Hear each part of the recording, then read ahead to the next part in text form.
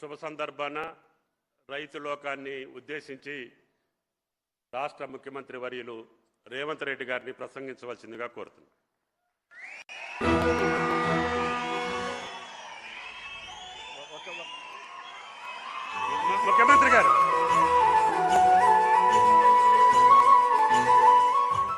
ముఖ్యమంత్రి గారు on release చేయాలి.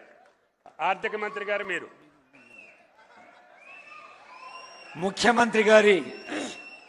ముఖ్యమంత్రి గారి వచనానికి ముందు ఆచరణం.